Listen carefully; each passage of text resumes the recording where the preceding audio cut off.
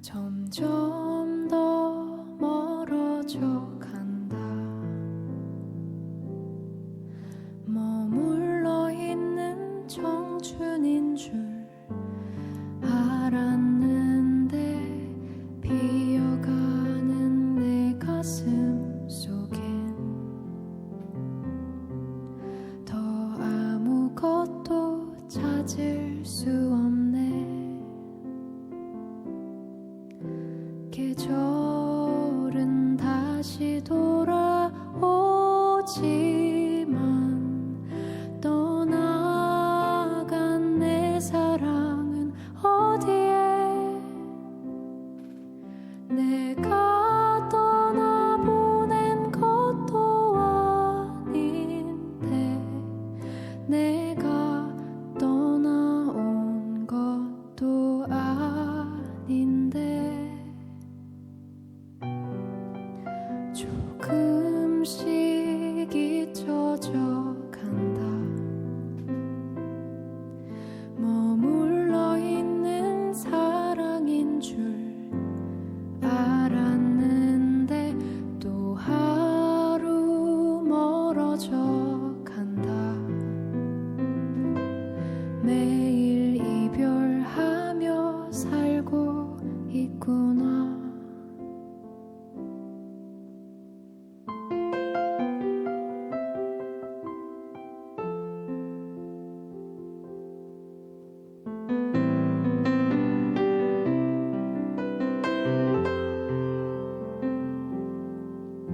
점점 더 멀어져 간다. 머물러 있는 청춘인 줄 알았는데 비어가는 내 가슴 속엔 더 아무것도 찾을 수 없네. 계절은 다시 돌아오지만 떠나간 내 사랑은 어디에? 내가 떠나보낸 것도 아닌데 내가 떠나온 것도 아닌데 조금씩 잊혀져 간다. 머물러 있는 사랑인 줄 알았는데 또 하루 멀어져 간다. 매일 이별하며 살고 있구나. 매일 이별하며 살고 있구나.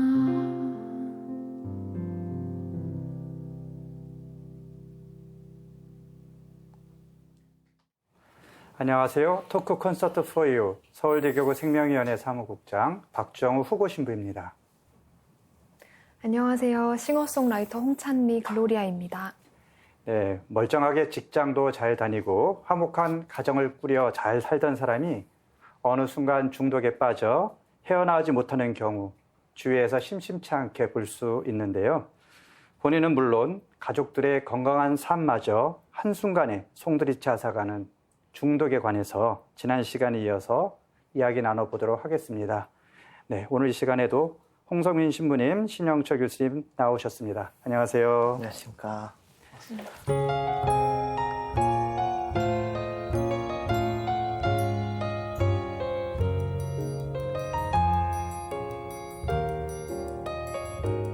지난 시간에도 말씀드렸지만 우리 신영철 교수님 어쩌다 도박 중독이라는 제목의 책을 쓰셨습니다. 뭐 일반적인 도박 중독에 관한 그런 치유 이야기도 있지만 여기에는 영성은 중독 치료에 엄청난 힘을 가진다 이런 표현이 있습니다. 우리 교수님도 아마 신앙인이신 것 같은데 이 종교적인 힘, 이 치료에 있어서 어떤 신앙과 믿음의 힘이 어떻게 작용해서 극복할 수 있는지 그건 네, 신부님이 말씀 하셔야 될 것 같은데. 신부님도 기회를 드리도록 하겠습니다. 네. 중독이 무서운 이유는 인간의 본성을 파괴하기 때문입니다. 네. 인간의 본성이 황폐화진다 이렇게 얘기하는 황폐화한다고 얘기하는데요. 예를 들면 이런 거죠. 도박 중독자가 큰 빚을 졌어요. 네. 처음에는 잘못했다 그러고 싹싹 빌죠. 한 번만 갚아주면 다시는 안 하겠다. 다음에 생기면 좀 빨리 갚아달라 그럽니다. 네. 그 다음에 생기면 왜 빨리 안 갚아주냐고 폭력을 행사합니다. 이게 같은 사람입니다. 네. 도박이 술이 인간의 본성을 얼마나 황폐하게 만드는지를 알 수 있는 사례죠. 그래서 단순히 우리가 도박 술을 치료할 때는 끊는 게 의미가 있는 것이 아닙니다. 끊고 어떤 변화가 일어나야 되는데 네. 거기에는 결국 성격적인 변화가 일어나야죠. 네. 원래의 본성을 찾아가야 되니까. 네. 그 다음에 영적인 변화가 일어나야 됩니다. 결국은 네. 우리가 뭔가를 끊는 이유는 새로운 삶을 살기 위해서인데 네. 본성을 찾고 성격적인 변화와 함께 영성적인 변화가 일어나야 결국은 회복, 치유라고 이야기합니다. 네. 중독의 치료는 치료라고 말하지 않습니다. 치료는 끊는 거죠.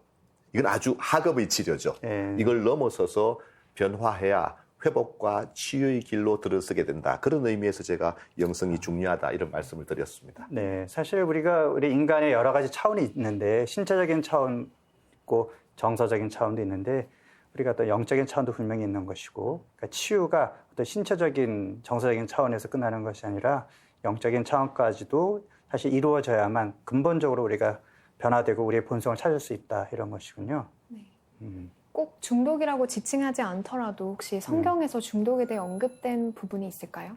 그럼 신부님 좀 대답을 해주십니다. 뭐 성경에 술 취하지 마라 뭐 이런 얘기는 직접적으로 있지만 네.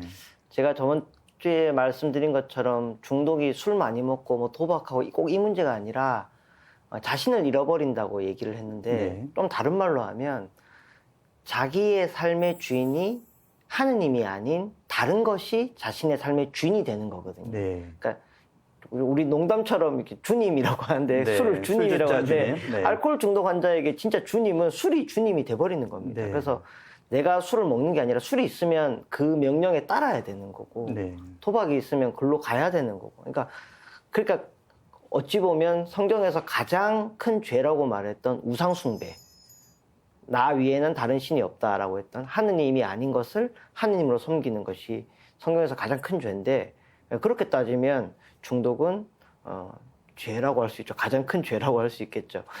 그래서 엄밀히 말해서 진짜 하느님을 만나게 되면 꼭 이게 그러니까 뭐 성당에 오셔야 됩니다. 꼭 이 얘기는 아닙니다.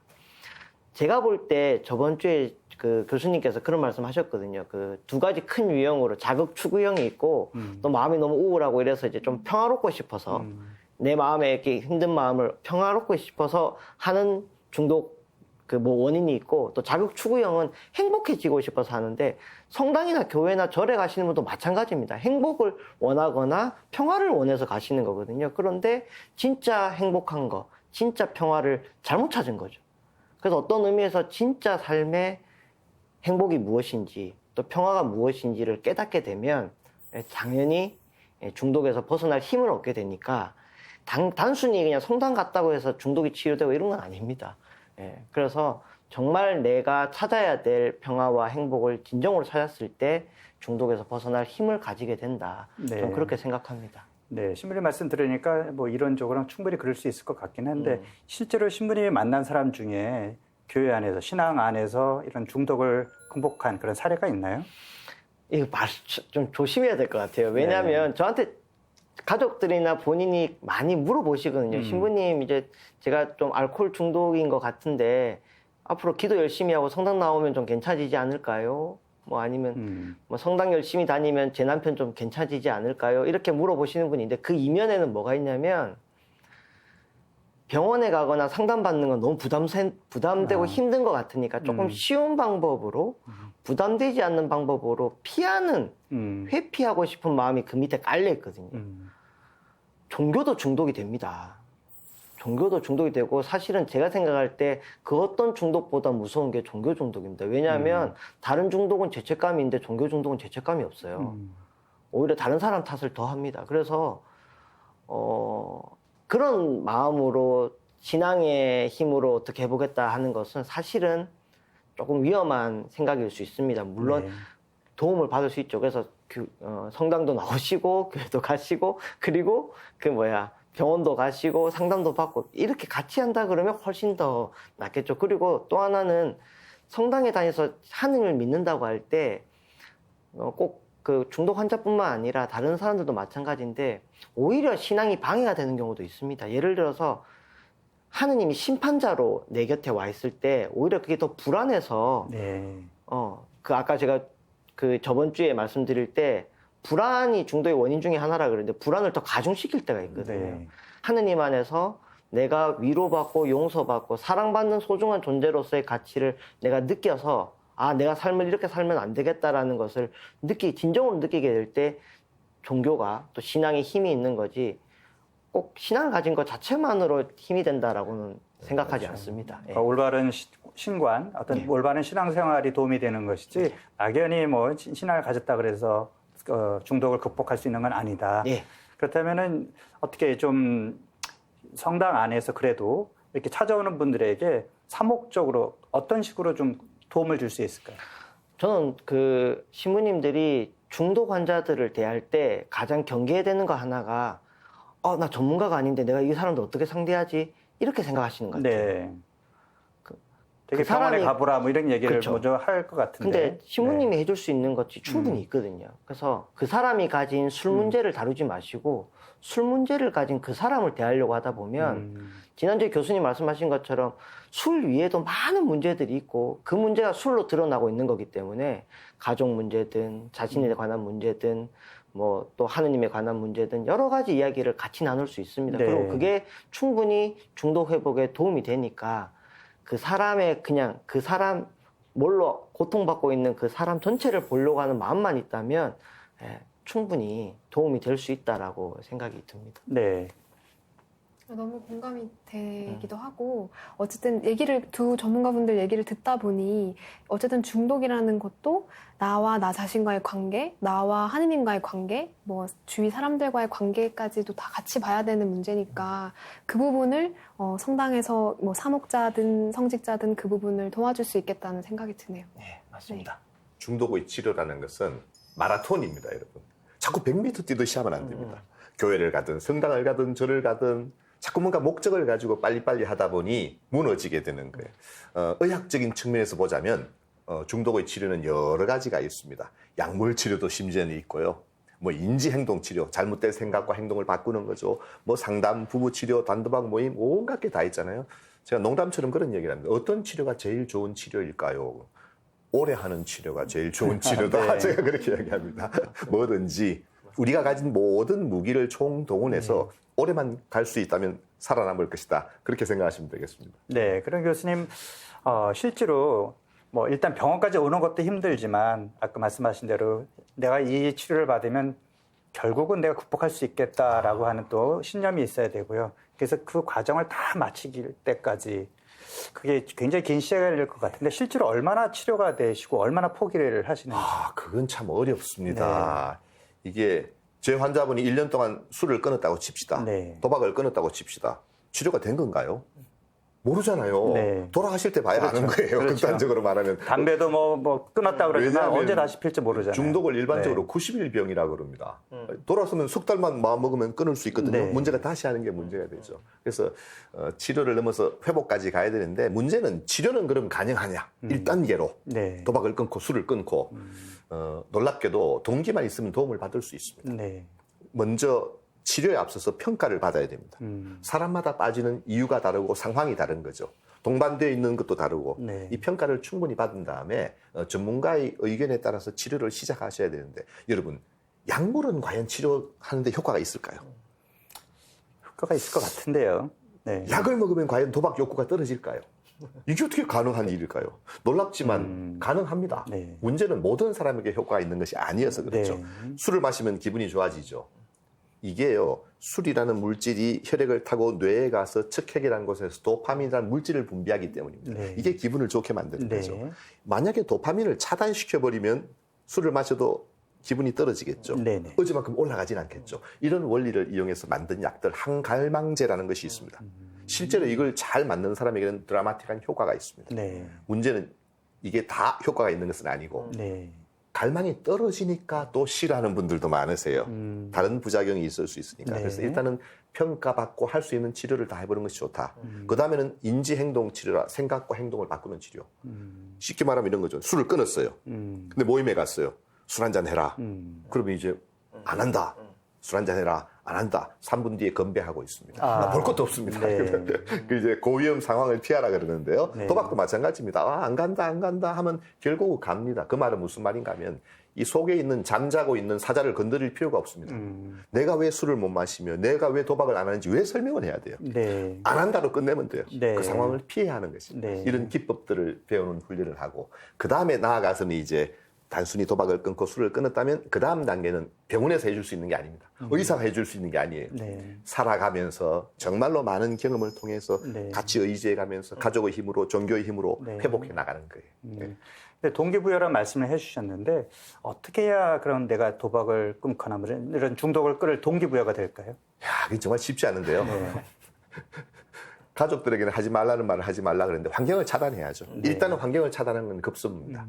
즉 가족들이 보면은 10년을 쫓아다니도 술 마시고 도박을 하더랍니다. 네. 그래서 아유 그 인간 포기하고 술을 마시든 도박을 하든 집에 들어와서 애들하고 행복하게 지내고 있으니까 슬슬 집으로 들어오더랍니다. 참 희한한 일이죠. 네. 그렇게 쫓아다니면서 하지 말라 그랬더니 했는데 네. 포기하고 집에 들어오니까 좋아졌다. 이게 포기가 아니고 수용한 것입니다. 가족이 이 사람이 술을 끊게 할 수 있나요? 가족이 이 사람이 도박을 끊게 할 수 없습니다. 네. 아, 내가 변화해야 되겠구나. 동기를 줄 수 있을 네. 뿐이거든요. 그 집에 들어오니까 옛날에는 표정도 어둡고 짜증도 나고 했는데 애들하고 부인하고 잘 지내고 있거든요. 슬슬 들어오기 시작하는 거예요. 좀 특별한 경우긴 하지만 예를 들면 그걸 알아야 되는 거예요. 아, 이 사람 속에 숨어있는 치료의 동기를 끄집어내는 것은 너가 잘못되었다, 문제가 있다고 가르쳐 주는 것이 아니고 아, 이 사람 속에 있는 그 불안하고 우울하고 재미없고 허전한 이거를 이해해주고 접근하는 게 더 빠를 수도 있겠구나. 하지 못하게 하는 것은 환경으로 못하게 하는 거예요. 그렇게 아셔야 돼요. 네. 혹시 신부님 뭐 더 보충하실 거 있으면 하시죠. 예전에 제가 이제 중독에 관해서 뭐 교육을 하거나 강의를 하면 일단 그 대상자가 제일 중요하다고 생각을 했는데 말씀하신 것처럼 이 재발을 굉장히 많이 합니다. 근데 재발을 방지하려면 그 곁에 있는 사람들이 이 중독이라는 병을 어떤 병인지를 좀 이해를 해야 되고 치료라는 것도 이해를 해야 될 것 같아요. 예를 들어서 알코올 중독에 빠졌던 분이 병원 갔다 와서 1년 정도 술을 안 먹으면 아, 이제부터 우리랑 술을 자유롭게 먹을 수 있겠구나 이렇게 생각해버리면 그 사람을 우리가 재발시키는 거거든요. 네. 근데 이게 좀 가톨릭 방송이니까 제가 이렇게 말씀드리겠는데 다른 종교보다 알코올 중독에 대해서는 우리가 좀 경계심을 많이 가져야 됩니다. 네, 좀 왜냐하면 반대하죠, 우리가. 네. 그 알코올 중독 환자들이 다시 병원 갔다 와서 회복의 삶을 살 때 교회나 절에 가는 건 별 문제가 안 되는데 성당에 오면 뭐 레지오 가도 2차 주에 가자 그러고 네. 밥 모임 가도 술 먹자 그러고 네. 그럴 때마다 내 알코올 중독자다라고 얘기하는 것도 어렵고 네. 사람들은 이제 치료가 끝났다는데 왜 못 마시느냐라고 생각하기 때문에 그 치료라는 게 술에 대한 아까 말한 금단 이런 것들을 지금 잡은 상태고 지금 참고 있는 상태에서는 괜찮은 거지 다시 마시면 언제든지 예전으로 돌아갈 수 있는 상태라는 네. 거거든요. 그걸 이해를 해야 됩니다. 예전에 제가 중독에 대한 강의 들을 때 좀 비극적으로 들었던 말이 뭐였냐면 한 번 피클이 된 오이는 오이가 될 수 없다 이랬거든요. 네. 그럼 이거는 치료가 안 된다는 말이니까 네. 이거는 포기하라는 말 아닌가 하는 생각을 네. 했는데 피클이 돼서 썩어버리느냐 아니면 맛있는 피클로서 또 살아가느냐 네. 그걸 내가 받아들여야 되는 거예요. 이제 내가 알코올을 조절할 힘은 나에게 없다라는 걸 받아들인 채로 조절하며 살면 그인 채로 건강하게 사는 거고 네. 그걸 부정하는 순간 다시 문제가 심각해지는 거죠. 의학적으로 말씀드리면 한번 중독에 들어갔다 나온 뇌는 일반인 뇌와 다릅니다. 여러분. 아, 그걸 이해하셔야 네. 됩니다. 제가 보통 사람이고 죄송해요. 신부님이 도박 중독자를 칩시다. 네, 그럼 이제 네. 앞에 막 화면이 지나가요. MRI라고 기능성 뇌 촬영을 하는데 뭐 들도 지나가고 산도 지나고 반응이 없잖아요. 네. 카드가 확 지나가면요. 저는 뇌가 활성화가 되지 않아요. 근데 도박 중독자는 탁 카드가 지나가는 순간 혈류가 확 증가됩니다. 그러니까 이게 막 그냥 심리적인 게 개입되지도 않고요. 바로 그렇게 됩니다. 이 뇌가 정상으로 돌아오는데 최소한 5년이 걸린다고 그럽니다. 아, 네. 쉽게 말하면. 제가 어디서 들은 얘기인데 게임 중독이 된 청소년 경우에는 어떤 해마의 손상이 있을 수 있다. 그런 얘기를 들었거든요. 예, 실제로 구조보다는 기능의 손상이 오는 경우가 있습니다. 뭐 특정한 부위에 온다기보다는 뇌에 보면 충동 조절회로 실제 쾌락 중추라는 것이 있는데요. 여기서 도파민이 분비되고 하는 과정들에 기능성 저하가 있습니다. 오래되면 판단력도 떨어지게 되니까요. 실제로 중독에 빠지면 뇌의 기능 장애가 온다고 이해하시는 게 좋고, 그게 회복되는 데는 최소한 5년이 걸린다. 그러니까 조절 도박, 조절 음료는 중독자에게는 네. 가능한 게 아니라는 아니다. 것을 아셔야 됩니다. 그래서 주변에서 많이 도와줘야 된다. 네. 그렇죠. 그 중독자 본인도 그리고 그 옆에 있는 사람들도 이게 평생 안고 가야 되는 부분이라고 느껴지는데요. 이 중독 환자들의 가족들이 받은 고통을 혹시 신부님 접하신 사례가 있으면 어느 정도인지를 좀 저희한테 알려주실 수 있나요? 아마 교수님도 마찬가지겠지만 대부분의 중독 상담은 첫 번째 본인이 찾아오는 경우는 별로 없습니다. 이제 가족들이 찾아와서 호소하고 그리고 이제 그러면 전문가와 이제 상의를 해서 어떻게 꼬셔봐라, 뭐 이렇게 꼬셔봐라, 저렇게 꼬셔봐라 상의를 해서 결국 이제 끌려오듯이 이제 그 상담장에 이렇게 오게 되는데, 그렇기 때문에 이제 어쨌거나 가족들과 먼저 만나게 되는 거죠. 그리고 가족들의 그 고통을 먼저 듣게 되는데, 그 공동의존이라는 말이 있습니다. 공동의존. 옛날에는 중독을 의존병이라고 했거든요. 공동의존이라는 말은 그러면 같이 중독됐다라는 뜻입니다. 예를 들어서 알코올 중독의 환자라고 하면 그 가족 역시도 술을 먹고 있지는 않지만 술에 의한 병에 같이 앓고 있다는 얘기예요. 왜냐하면 우리 아버지가 나 어릴 때부터 한 10년, 20년을 계속 술 먹고 어머니랑 싸우고 이웃들과 싸우고 분란을 일으켰다면 제 마음 상태가 정상이 아니라는 게 정상이겠죠. 아버지가 그러고 있는데 내 마음이 편안하고 아무렇지 않고 이러면 이게 더 이상한 거 아니겠습니까? 근데 이게 만성적으로 오랫동안 그 안에 있었기 때문에 어쩌면 나도 아무런 문제가 없을 수가 없다는 거죠. 그래서 가족들도 사실은 같이 치료받아야 되고 같이 그 변화의 과정에 함께 해야만 꼭 그 환자를 위해서뿐만 아니라 본인을 위해서도 함께 할 수밖에 없는 그런 병이라고 할 수 있겠습니다. 교수님이 만난 가족들은 어떤가요? 반드시 가족들이 동참해야 되는 이유가 바로 거기에 있는 것 같습니다. 내 가족이 술에 빠졌다면, 내 가족이 도박에 빠졌다면 내 잘못인가요? 아니잖아요. 네. 그러나 이 사람이 계속 술을 마시고 계속 도박을 하는 데는 내 행동이 영향을 미쳤을 수가 있습니다. 내 잘못은 아니지만 네. 계속하게 하는 원인이 될 수도 있습니다. 알코올 중독자가 그렇게 술이 떡이 돼서 와서 밤새 부부싸움을 하고 부인이 아침에 해장국을 끓여줍니다. 이거는 마시라는 거예요. 마시지 말라는 거예요. 이게 정말 이율배반적인 정말 이상한 행동을 하게 됩니다. 사랑하지 말라는 뜻이 아닙니다. 사랑해야죠. 그러나 좀 터프하게 사랑하라 그럽니다. 알텐드한 부드러운 사랑에서 좀 강한 사랑으로의 변화가 중독자를 다루는데 필요하다는 뜻입니다. 사랑의 방식만 바꿔야 한다. 그러기 위해서는 내가 튼튼해져야 되고요. 내가 공부를 해야 되고 배워야 되고 알아야 돼요. 그렇다면 가족 구성원들이 중독 환자인 그 사람을 도와주기 위해서 어떻게 해야 될까요? 구체적으로? 저는 좀 극단적으로 신경 쓰지 말라 그럽니다. 당신이나 잘 살아라 그럽니다. 네. 극단적으로 말하면 이 초점이 중독자에게 자꾸 가 있습니다. 우리 집의 모든 기분은 누구에게 달렸어요? 남편이 술 마셨나 안 마셨나 이게 달렸잖아요. 네. 이 남편이 도박했느냐 안 했냐 이게 모든 가족의 기분이에요. 그건 건강한 가족이 아니죠. 극단적으로 말하면 도박 못하게 만들어 놓고 내 돈 못 가져가게 만들어 놓고 빚지든지 말든지 신경 쓰지 말고 우리끼리 잘 살자. 초점을 내한테 맞춰야 돼요. 왜냐하면 중독자의 가족을 위한 일계명은요.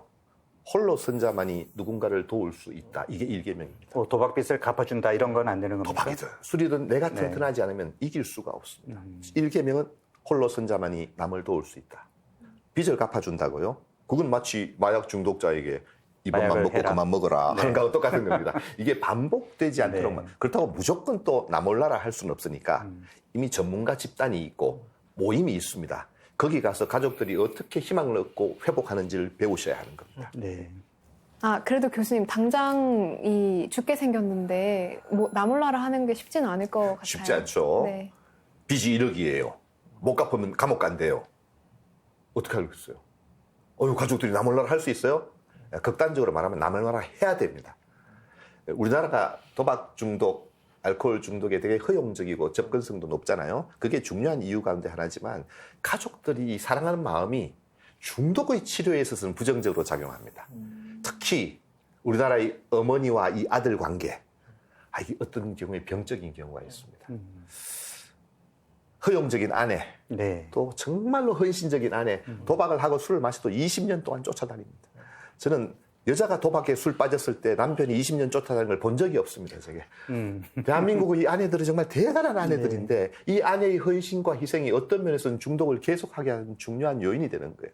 네. 좀 극단적인 경우이긴 하지만 그런 경우는 내가 그걸 갚아주기 시작하고 뒷감당을 하기 시작한다면 해결책이 없다는 뜻입니다. 도박을 누가 했어요? 빚을 누가 졌어요? 책임을 자기가 져야죠. 네. 빚에 대한 첫 번째 계명은 내가 한 일에 대해서 내가 책임진다는 걸 확실하게 가르쳐 주는 것입니다. 그래야 이게 반복되지 않습니다. 뭐 구체적으로 어떻게 행동하느냐, 그건 이제 전문가와 또 모임 사람들이 도움을 받으셔야 되는 거예요. 네. 이렇게 도박이라는 것이 좀 치유도 힘들고 또 가족들을 힘들게 하지만 또 그럼에도 불구하고 또 치유된 분도 분명히 있을 것이고 또 가족들도 그런 경험을 하신 그런 가족도 있을 텐데 신부님 만난 이제 가족이나 환자들 사례를 좀 소개해 주시죠. 저희가 그냥 얼른 생각하면 이제 도박 중독 환자가 회복됐다 그러면 이제 더 이상 도박 안 하는구나 이렇게만 딱 생각하지만 사실 이 뭐 다른 중독도 마찬가지지만 모든 중독은 결과만 보는 게 중독입니다. 결과만. 내가 원하는 결과를 최대한 빨리 볼 수 있을수록 중독성이 강한 거예요. 제가 예전에 한번 교수님 강의를 들은 적이 있는데 교수님이 예를 이렇게 드시더라고요. 오늘 술 마셨는데 내일 취하면 술 마실 사람 아무도 없다.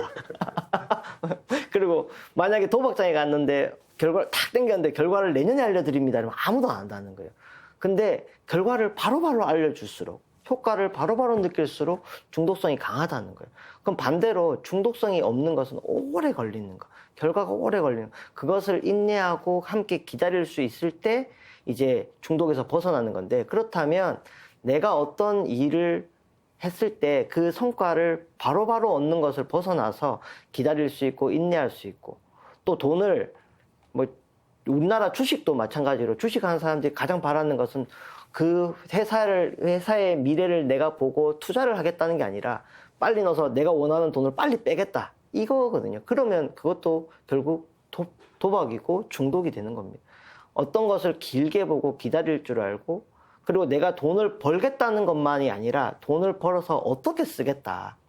무엇을 위해서 쓰겠다라는 이런 삶의 어떤 방향 전환이 있을 때 중독에서 벗어나는 거거든요.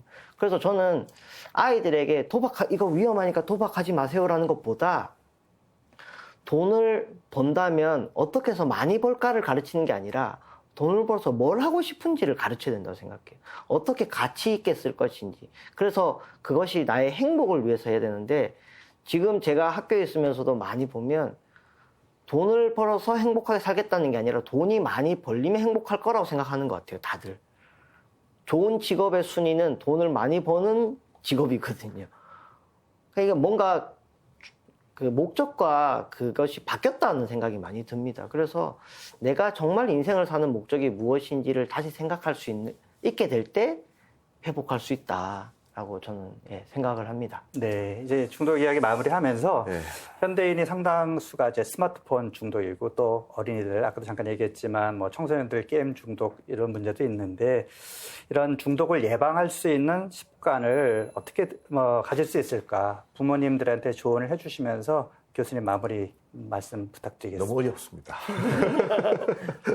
하는데 관심 갖지 말고 하지 않는 시간에 좀 관심을 가지십시오. 결국은 누가 회복이 되는가를 보면요. 역할이 있는 거예요, 역할. 이렇게 쥐를 실험해 보면은 도파민을 측정하면 낮잖아요. 모아서 측정하면요. 다른 쥐들은 다 마약을 빠는데 한 녀석은 마약을 빨지 않습니다. 그게 대장 노릇을 하는 쥐입니다.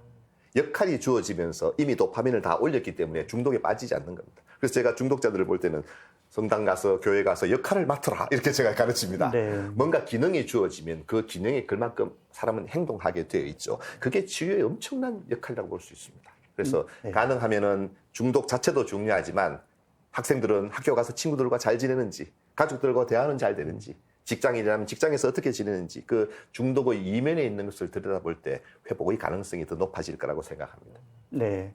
사실 우리는 많은 경우에 뭐 재미난 거, 뭐 자극적인 걸 찾지만 우리 일상생활 안에서 우리가 누릴 수 있는 그 소소한 행복, 그 안에서 어떤 기쁨을 찾는 것, 그것이 중독을 예방할 수 있는 가장 좋은 방법인 것 같습니다.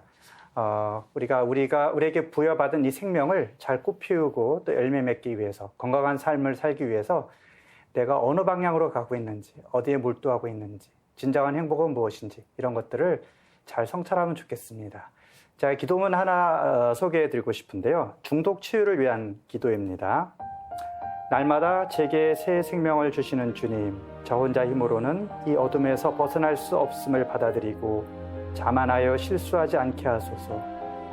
행여 실수를 반복하더라도 저 자신을 미워하기보다는 실수를 통해 배우게 하소서. 제게 주어진 것들에 감사하며 다가오는 고통에서 도망치지 않게 하시고 주님이 저를 사랑하신다는 것을 깨달아 저 자신을 사랑하게 하소서. 네, 바로 옆에 계신 홍성민 신부님이 지으신 기도문입니다. 네, 프란치스 교황님의 지난 4월 기도 지향도 중독자들을 위해서 있습니다. 중독은 이미 사람의 의지를 벗어난 고통이기도 합니다. 중독의 고통에 시달리는 모든 이가 우리의 도움과 동반으로 중독에서 벗어날 수 있도록 함께 기도해 주시길 바랍니다. 교회 생명 이야기 토크 콘서트 포유, 지금까지 중독과 치료에 관한 이야기 나눠보았습니다. 함께해 주신 신영철 교수님, 홍성민 신부님 감사합니다. 감사합니다. 수고하셨습니다.